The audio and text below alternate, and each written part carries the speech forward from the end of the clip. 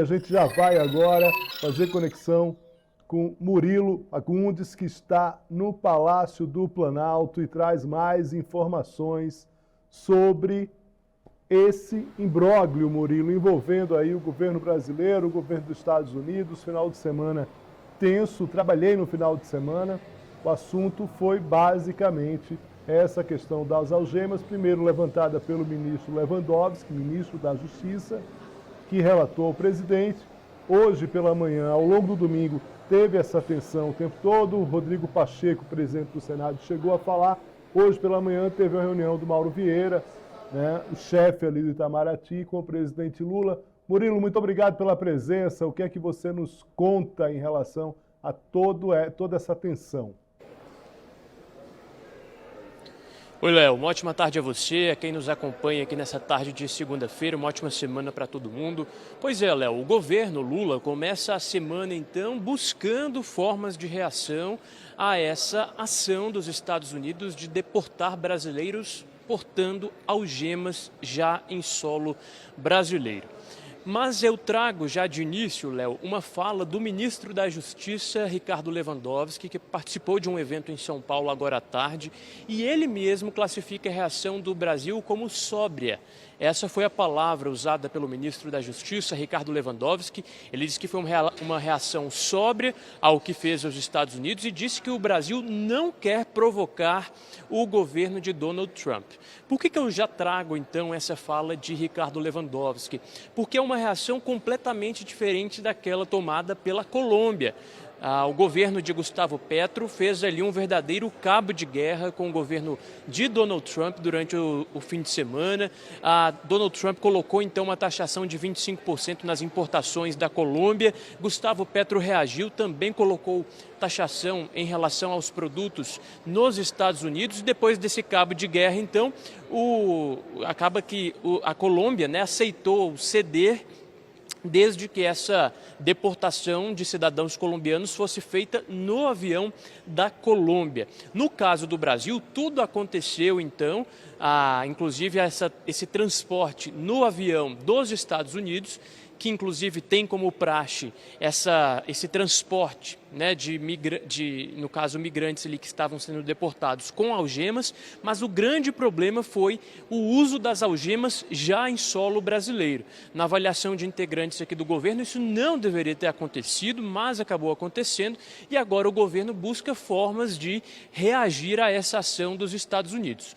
Como? A gente tem várias frentes de ação. A primeira delas, participando de uma cúpula ali, né, de emergência convocada pela CELAC, que é a cúpula, então, dos países latino-americanos e caribenhos. Essa cúpula, essa comunidade, então, deve se reunir na quinta-feira e, segundo eu conversei aqui com integrantes do Planalto, o presidente Lula avalia participar virtualmente, mas não se sabe se ele vai participar ou se ele vai escalar alguém da diplomacia aqui do governo. Mas essa participação deve ser virtual a partir do momento em que Honduras convocou essa reunião de emergência para quinta-feira.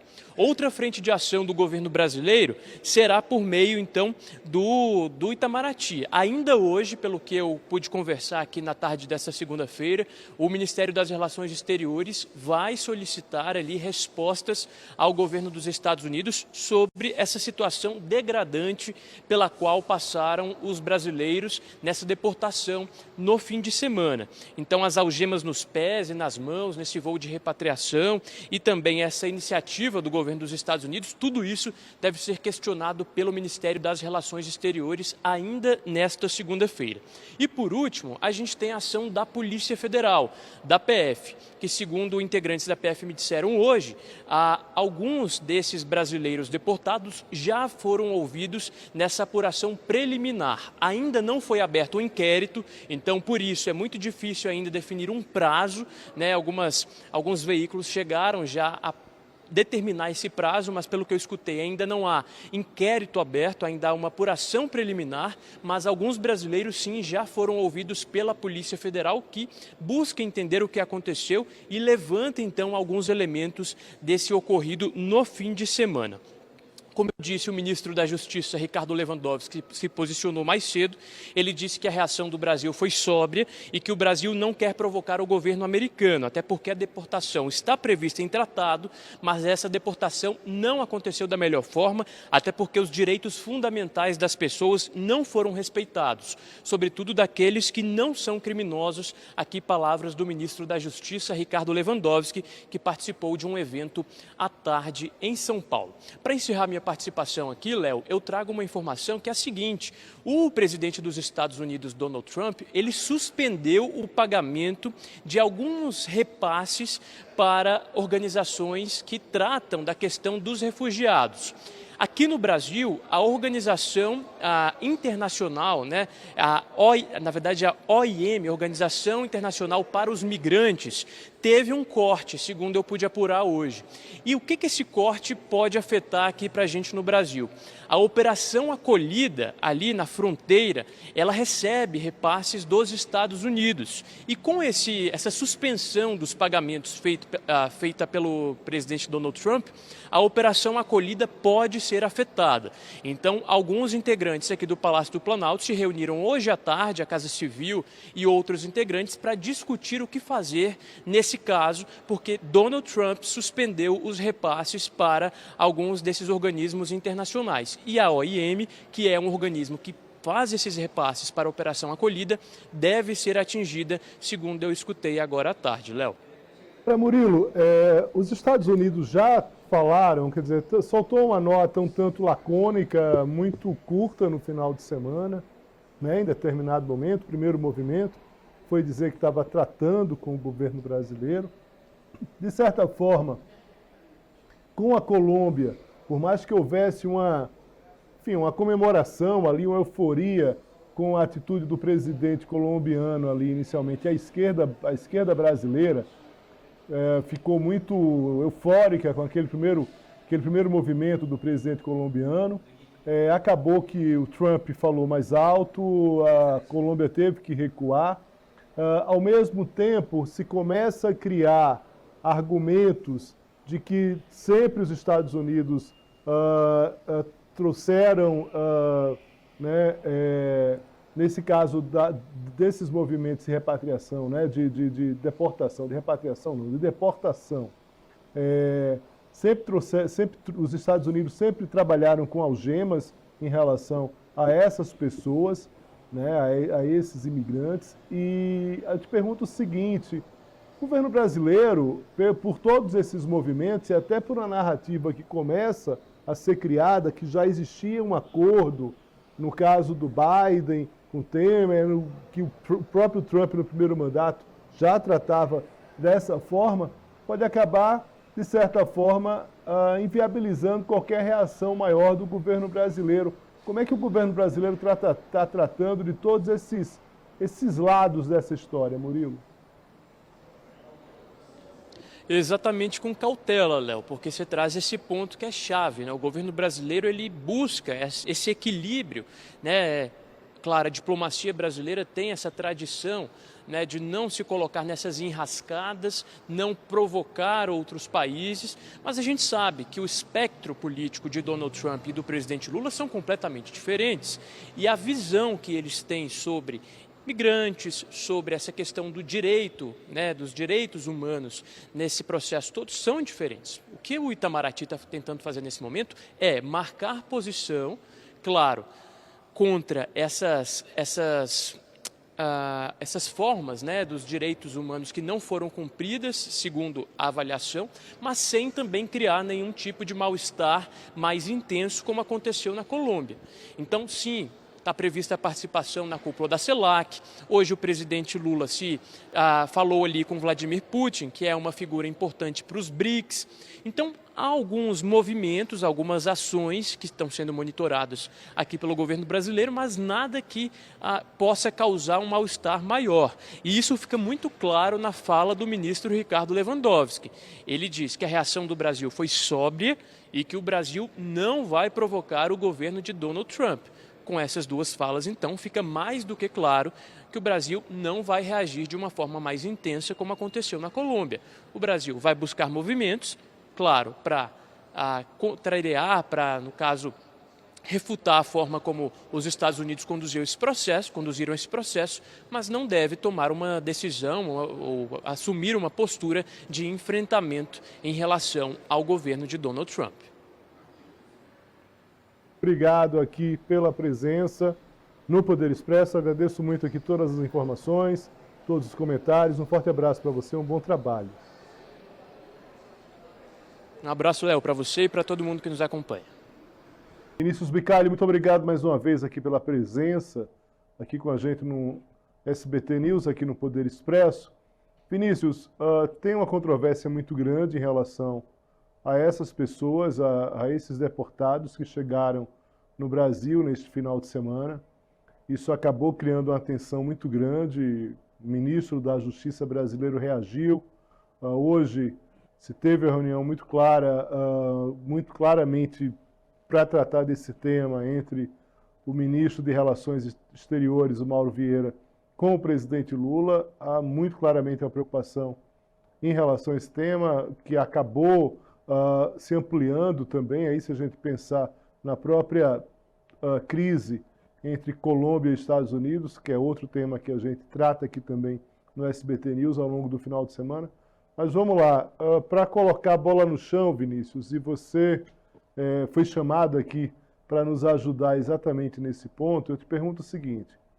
Primeiro, é praxe do governo norte-americano algemar todos os deportados e entregar para os países de onde essas pessoas elas saíram originalmente, ou que originalmente elas são, né, nasceram nesses países e voltaram para esses países.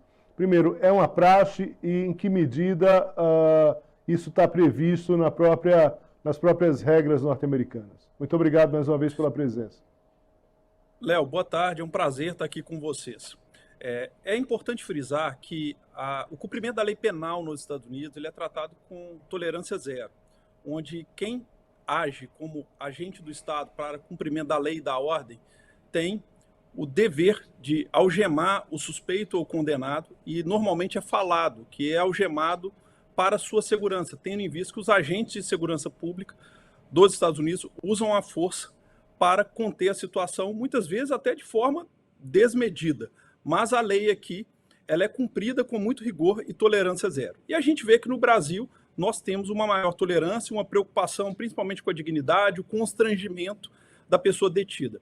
É importante frisar que esses voos de deportados são pessoas que são deportadas dos Estados Unidos, tendo em vista a prática de crimes comprovados. Tá? Então são pessoas com antecedentes criminais.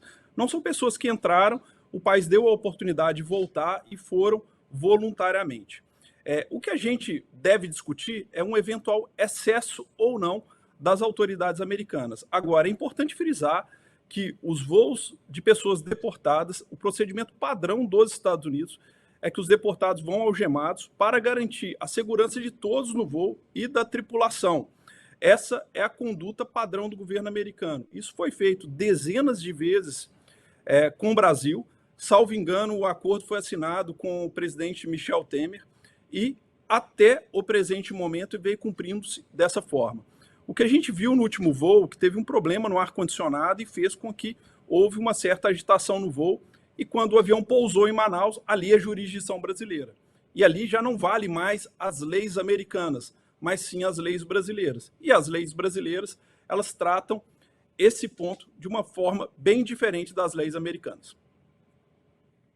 De crimes, primeiro que a gente tem que separar aí bem claro essa escala de crimes, mas a gente tem que considerar o seguinte: nesse caso, para os Estados Unidos, a própria tentativa ou a própria entrada de maneira ilegal já está configurado o crime, e aí nesse caso parte dessas pessoas elas estariam já dentro desse crime, ou além dessa questão da própria ilegalidade na imigração, também tem outros elementos aí, outros crimes envolvendo essas pessoas. Eu não queria generalizar, sabe, Vinícius? Muito cuidado aqui eu estou tendo para tratar dessas pessoas, desses brasileiros, afinal de contas, que tentaram a chance nos Estados Unidos, da maneira como tiveram ali, e acabaram não conseguindo. Mas eu queria saber essa escalada. Quando você fala que os que vieram de volta são os que cometeram crime, esse crime ele pode estar restrito, por exemplo, a um crime de tentativa ilegal de imigração, certo?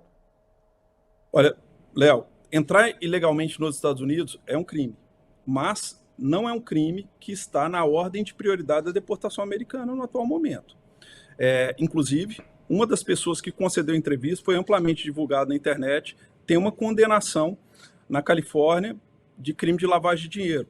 Tem uma publicação oficial da Casa Branca que fala também de alguns deportados e cita um brasileiro que é condenado por homicídio culposo.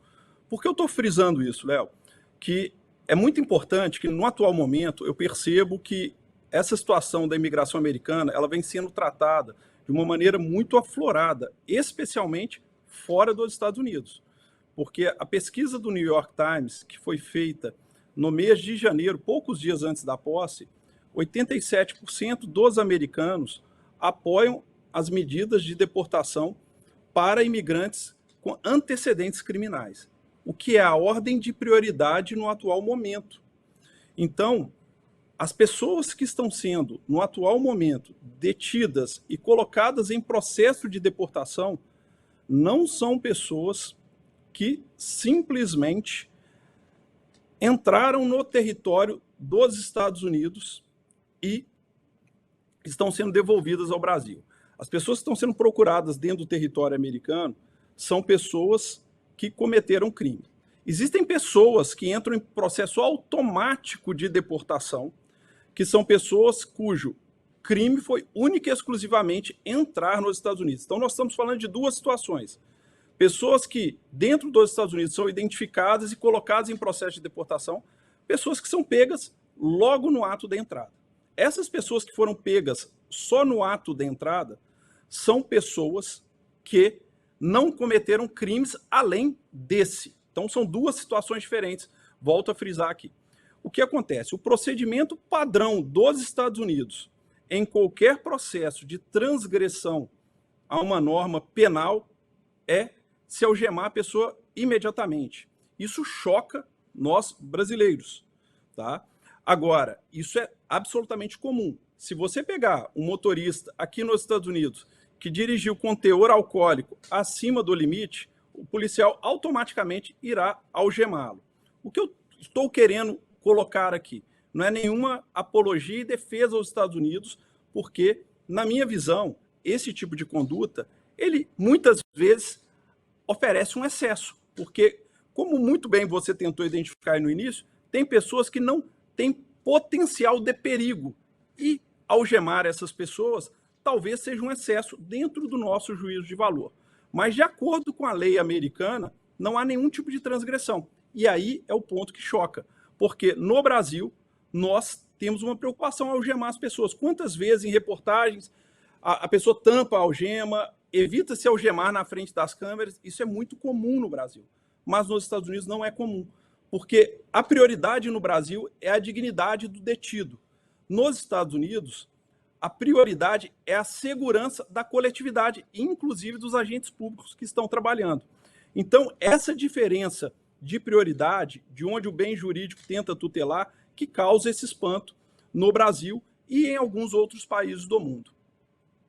Você falou desse acordo do Temer. Esse acordo do Temer foi fechado quando na primeira gestão Trump. É isso, né, Vinícius? Eu queria entender exatamente do que se trata esse acordo em relação à deportação e queria também te perguntar, na sequência, se essa conduta dos Estados Unidos em relação ao algemar imigrantes ilegais ou com crimes né, que tenham cometido os crimes nos Estados Unidos é uma praxe em todos os países, ou varia a partir desses acordos, o que é que esse acordo de fato ele traz de específico em relação a uma regra geral norte-americana e se esses acordos bilaterais, vamos dizer assim, eles podem variar de país para país. Por exemplo, determinados países, não necessariamente os Estados Unidos vão levar no voo as pessoas algemadas. Na verdade, os acordos são negociações entre os países. Então, o Brasil tem uma negociação com os Estados Unidos terá outras negociações com outros países. Agora, o que é importante frisar, que eu acho que é o que de fato importa à nossa audiência, é que em todos os casos de voos de deportados, o procedimento padrão dos Estados Unidos, atualmente, é que os deportados vão algemados, independente de nacionalidade. O que normalmente esses acordos prevêem são normas que são ditadas pela ONU e a OEA, prevendo preservação dos direitos humanos, enfim, aqueles princípios jurídicos que são universais. A grande questão é, na visão dos Estados Unidos, algemar essas pessoas, ele evita motins e colocar em risco o voo, a tripulação e os demais passageiros. E, para alguns países, isso é algo que ultrapassa o limite da razoabilidade. Então, eu percebo que o mundo jurídico no Brasil enxerga esse episódio de uma forma e nos Estados Unidos de outra forma absolutamente diferente. E isso que causa uma certa perplexidade. Em relação ao acordo mais especificamente, o que é que está delimitado nesse acordo, Vinícius, Trump e Temer, e que está em vigor agora? Na verdade, esse acordo ele cria uma cooperação entre o Brasil e os Estados Unidos para que o Brasil receba esses voos, o que é muito importante para os detidos, porque eles saem da condição de detidos e podem voltar para o seu país. E quando nós temos episódios, quando o presidente não recebe, eu acho que a questão aí é uma negociação diplomática para uma definição melhor do que é colocar em risco. Agora, quando o presidente não recebe determinada tripulação e os passageiros do voo, ele prejudica os próprios imigrantes, porque eles voltam ao status de pessoas detidas. Então, naturalmente, é importante para a proteção desses imigrantes que eles possam ser recebidos nos seus países e dar continuidade à sua vida.